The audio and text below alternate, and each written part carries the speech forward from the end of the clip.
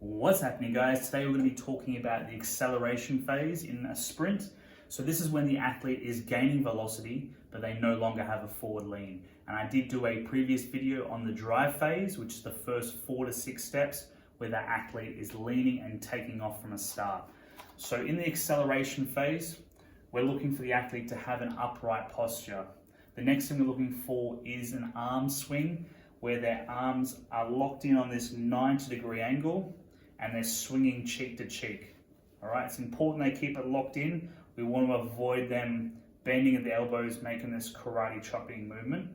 We also want to make sure the athlete is swinging their arms forwards and backwards and not crossing over their center line. This is going to start to twist their torso and it's going to affect the lower body as well. So to be efficient as possible, put those arms on train tracks, keep that 90-degree bend. The next thing we want to look for, and this is probably one of the biggest things with the acceleration phase, is getting the knee to hip height. So you can see here in this drawing, I've got the athlete's knee coming up to hip height. For athletes that struggle to get in this position, the best drills you can do is definitely the A-skip, making sure they're getting into that position, and high knees. And again, it's going to be quality of movement over quantity. So yes, it's good to do fast high knees, but you've got to be able to get that knee into the correct position. Otherwise, you're just training poor mechanics. All right, so knee coming up to hip height. The next thing we're going to talk about is the foot strike. So the first thing about the foot strike, so as that foot is coming down, it's striking the ground with the pad of the foot directly below that knee, which should also be directly below the athlete's chin. All right, so that's the cue we use.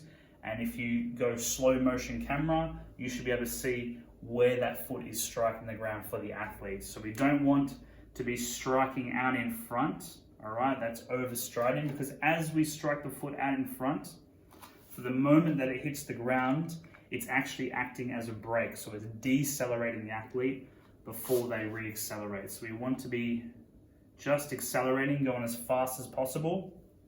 We need to be striking the ground directly below our chin, so we're continually pushing the ground below us, behind us. All right, so we're applying force that way with our foot so that we travel in a forward direction. All right, so that's with our foot strike. We also want to have that foot dorsiflex, which means we want that toe up. That's really important for our athlete to have that foot in that correct position. And I like to cue this by telling the athlete to bring their big toe to the top of their foot. And this also applies for the recovery phase. So sometimes we can see athletes letting their foot sort of point back and flop back. All right, we want to be as efficient as possible. We want to keep that foot dorsiflexed, all right? Tell them to keep their toe to the top of their cleat.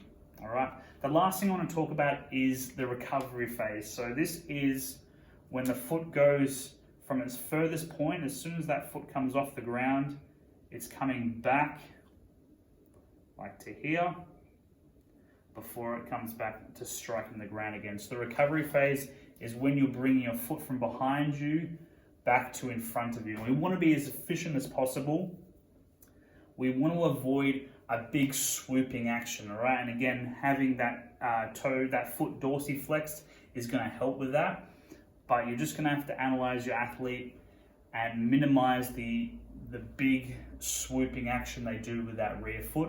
We want to make it as efficient as possible. As soon as that foot leaves the ground, we want to be getting that knee up and in front as soon as possible to make it as efficient as possible.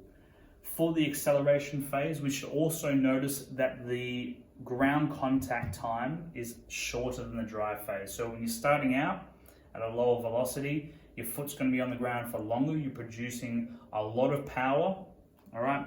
As we move to the acceleration phase, the foot is going to be on the ground for a shorter period of time, which means we need to get better at producing a lot of force in a short amount of time. So we want that short ground contact time.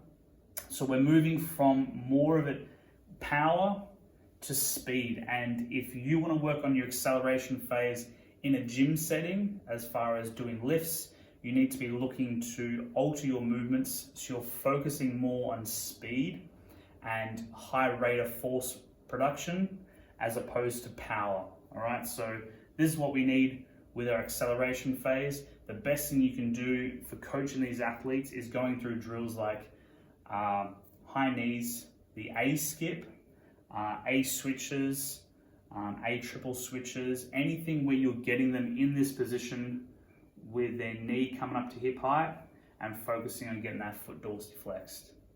We will do a video later on the top speed phase. So this is once they've reached their max velocity, and we'll go through some coaching points on that.